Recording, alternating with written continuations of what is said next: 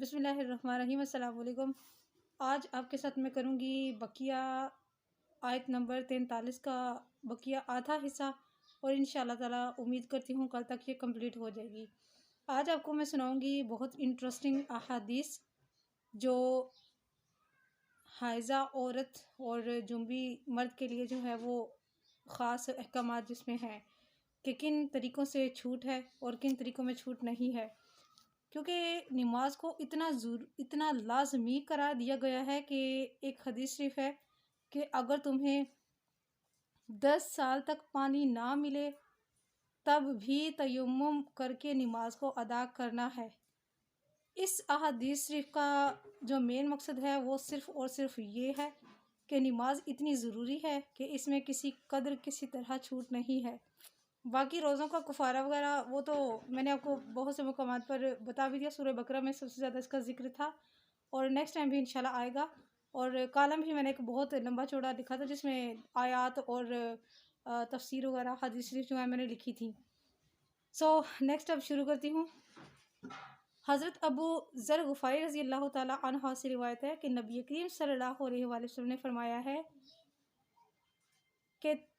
پاک مٹی مسلمانوں کے لیے طہارت ہے، اگرچہ 10 سال تک تمہیں پانی نہ ملے۔ اس صورت میں ہمیں یہ علم ہوتا ہے کہ نماز کتنی ضروری ہے، اس میں کسی طرح کی چھوٹ کا یا کوئی اس کا بہانہ وغیرہ نہیں ہو سکتا کہ یہ نہیں ہو سکا جس کی وجہ سے میں نماز ادا نہیں کر سکا، یا یہ نہیں ہو سکا تو نہیں ہو سکا، کیونکہ ہوتا یوں ہے کہ اس کا کوئی کفارہ نہیں ہے، اس کا کسی صورت جو ہے وہ نہیں ہے۔ حضرت امام ابو حنیفہ، امام مالک، شافعی، ان کی دلیل یہ ہے، یہ رحمۃ اللہ علیہما فرماتے ہیں کہ جنبی اور حائضہ کسی صورت مسجد میں داخل نہیں ہوں گے۔ کیوں نہیں ہوں گے؟ کیونکہ جب تک وہ غسل نہ کر لیں تب تک ان کے لیے منع ہی ہے مسجد میں داخل ہونا یا وہاں سے گزرنا، کسی صورت میں ان کو چھوٹ نہیں ہے۔ یہ ان اماموں کا جو ہے وہ فرمان ہے۔ لیکن اس کو ہم دلیل یہاں سے لیتے ہیں جو تفسیر ابن کثیر شریف میں آیا ہے، قرآن کریم کی جو احادیث شریف میں آ رہا ہے وہ یہ ہے کہ اس صورت میں تیمم کرنے کی اجازت ہوگی کہ تم نے پانی کو تلاش کرنے کی اسٹرگل کی ہے۔ اگر تم لوگ کہیں سنسان جگہ پر ہو، کسی ایسی جگہ پر ہو جہاں پر تمہیں پانی کا کوئی آئیڈیا نہیں ہے، تو کچھ مقررہ راستے تک آپ نے جو ہے نا اس کو سرچ کرنا ہے، اس کی لمٹ تک اس کو پانی کو سرچ کرنے کی کوشش کرنی ہے۔ اگر پھر نہیں ملتا، ڈھونڈنے سے پانی نہیں ملا، تو تب جو ہے تب تیمم کرنا ہے، آخر میں ہار مان کر کہ پانی نہیں ملا، اب تیمم سے کام چلانا پڑے گا۔ صحابہ کرام رضوان اللہ علیہم اجمعین ایسے ہی کرتے تھے۔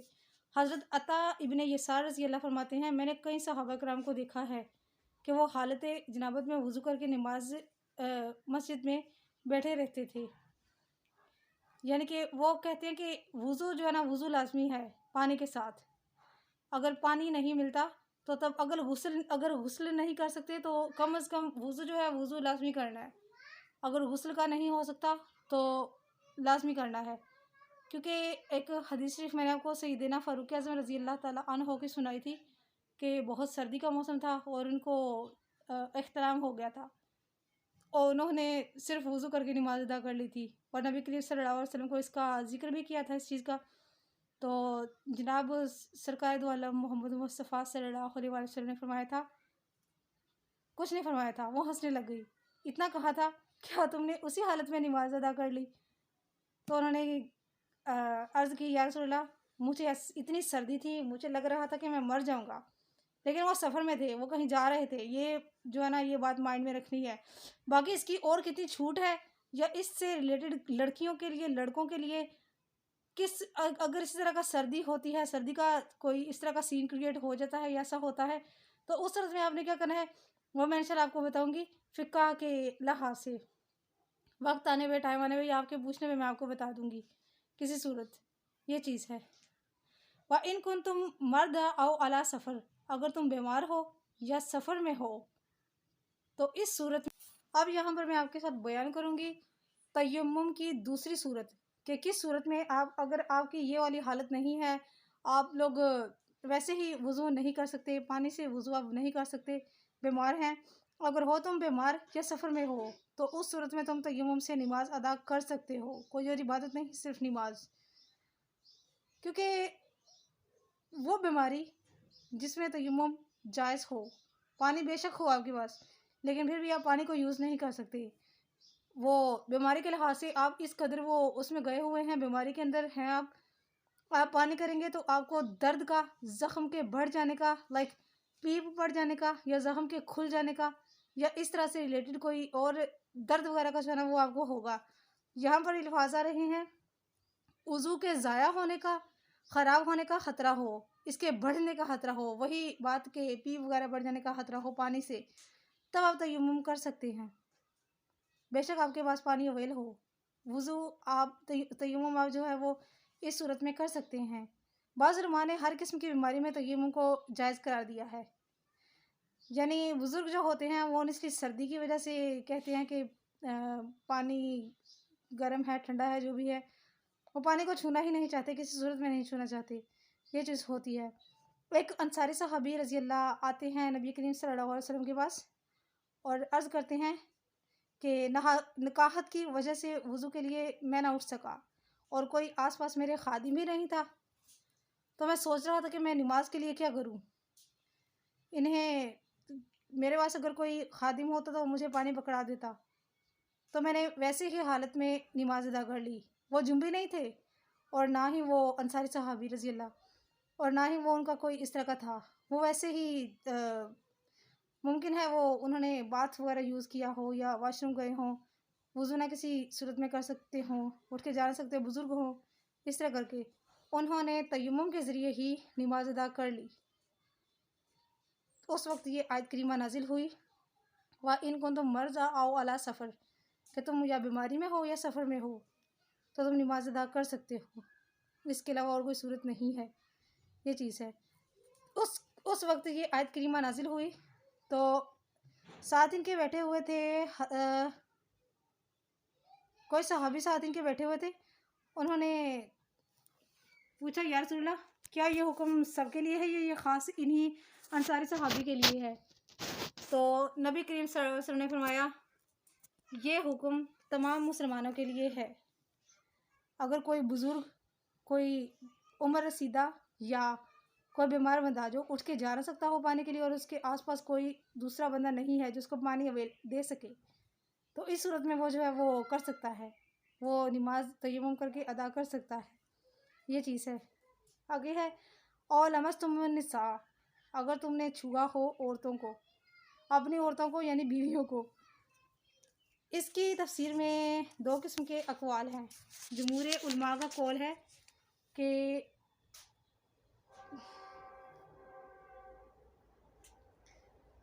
چھونے سے مراد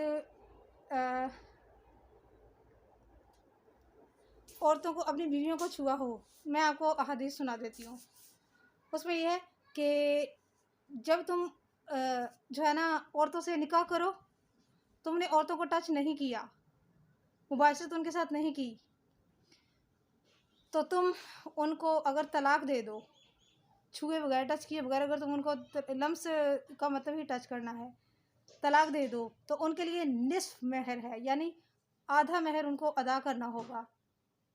تو یہ تم پر ہے، تو ان سے عدت پوری نہ کرواؤ بے شک، کیونکہ اگر آپ کا جمع نہیں ہوا تو عدت کی ضرورت نہیں ہے، اس کو آدھا مہر دے کے اس کو فارغ کر دو. اور اسی طرح حضرت علی ربی بن کعب رضی اللہ تعالیٰ عنہما اور دوسرے مفسرین کرام کا بھی یہی اس میں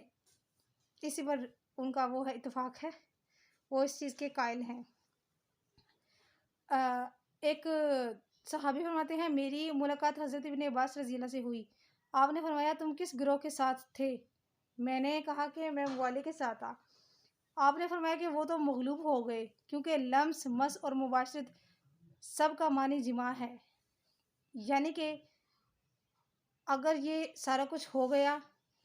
ٹوٹل ان کا نکاح اور یعنی مباشرت سے پہلے اگر طلاق دے دی ہے تو اس کو مہر جو ہے وہ آدھا دینا پڑے گا، اور عدت بالکل نہیں ہوگی، اس کی عدت کی ضرورت ہی نہیں ہوگی پھر۔ حضرت عبداللہ بن مسعود رضی اللہ فرماتے ہیں کہ لمس سے مراد یہاں پر کیونکہ تیمم کا، وضو کا اور نماز کا ذکر ہو رہا ہے کہ نماز کی صورت معاف نہیں ہے، اس لیے یہاں پر اس سے مراد وہ لیتے ہیں کہ عورت کے ساتھ مناکحہ کرنے، اسے ہاتھ سے چھونے کا ذکر ہے۔ اور ہوتا یوں ہے کہ جو مرد وائف کو ٹچ کر دے، اس نے اگر وضو کیا ہوا ہے تو اس کو وضو کرنا پڑے گا، لیکن دوسری احادیث شریف جو یہاں پر وارد ہیں، جو یہاں پر مذکور ہیں، ان میں ہے سیدہ عائشہ صدیقہ رضی اللہ عنہا فرماتی ہیں کہ ایسا کوئی وقت نہیں ہے، نبی کریم صلی اللہ علیہ وسلم وضو فرما لیا کرتے تھے اور وہ نماز کے لیے جانے لگے ہوتے تھے، جب انہوں نے جانا ہوتا تھا تو وہ لازمی بوسہ کرتے تھے، پھر آپ وضو نہیں فرماتے تھے، آپ اسی حال میں نماز ادا کر لیتے تھے۔ جمہور علماء کا قول ہے اس میں، اور دوسرے بہت سے مفسرین کرام کا قول ہے، جو صحابہ کرام مفسرین ہیں اور علماء کرام اور امام وغیرہ ہیں، ان کا ہے کہ وضو لازم ہو جائے گا، وضو کرنا واجب ہو جائے گا۔ اسی طرح حضرت معزہ اسلمی نے جب رسول اکرم صلی اللہ علیہ وسلم کے سامنے اقرار کیا تو اسی کا لمس کا، تو آپ نے فرمایا کہ وضو تمہارے لیے کرنا وضو جائز ہوگا۔ اتنا کافی ہے، باقیہ کروں گی میں انشاءاللہ آپ کے ساتھ کل۔ حضرت معاذ بن جبل رضی اللہ سے ایک روایت ہے، آپ نے فرمایا ایک شخص آیا اور عرض کی یا رسول اللہ، آپ مجھے ایک اجنبی عورت کے بارے میں حکم بتائیے۔ بات یہ ہے کہ میں نے ایک اجنبی عورت کے ساتھ جماع کے علاوہ سب کچھ کیا، جو کوئی اپنی وائف کے ساتھ کرتا ہے، میں نے سب کچھ کیا، صرف جماع نہیں کیا، تو میں اس گناہ کو ختم کرنا چاہتا ہوں، یعنی کہ میں نہیں چاہتا کہ میری اس سے پکڑ ہو، مجھے آپ اس کا کفارہ بتائیے۔ نبی کریم صلی اللہ علیہ وسلم نے اسے نماز ادا کرنے کی تلقین کی کہ نماز ادا کرو۔ حضرت حذیفہ رضی اللہ نے فرمایا یا رسول اللہ، کیا یہ حکم تمام ایمان والوں کے لیے ہے کہ اگر ان سے کوئی گناہ، کوئی غلطی سرزد ہو جائے، کسی بھی مسئلے میں غلطی ہو جائے، کوئی اس طرح کا گناہ ہو جائے، تو کیا یہ نماز والا حکم، 2 نفل ادا کرنے کا حکم، استغفار کرنے کا حکم میں تمام مسلمانوں کے لیے اس کو مرسل کر دوں، بھیج دوں، اس کو فارورڈ کر دوں؟ آپ صلی اللہ علیہ وسلم نے فرمایا ہاں، یہ صرف اس صحابی کے لیے خاص نہیں ہے، یہ تمام ایمان والوں کے لیے خاص ہے کہ جب تم سے کوئی گناہ سرزد ہو جائے تو 2 رکعت نماز ادا کرو اور اللہ تعالیٰ سے استغفار کرو۔ بے شک نماز بے حیائی اور برے کاموں سے روکتی ہے، کیونکہ ان کے اندر ایسے تھے، کیونکہ یہ حکم ایک گنہگار کے لیے نہیں ہو سکتا، جو لگاتار ایسے گناہوں کا ارتکاب کرتا ہو، یہ اس کے لیے نہیں ہے۔ اگر غلطی سے کبھی کبھار کسی سے ایسا ہو جائے، کسی اچھے بندے سے، کسی بزرگ بندے سے،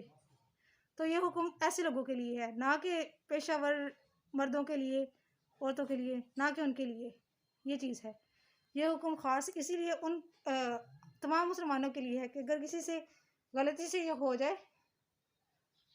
تو وہ 2 رکعت نماز ادا کرے اور اللہ تعالیٰ سے استغفار کرے،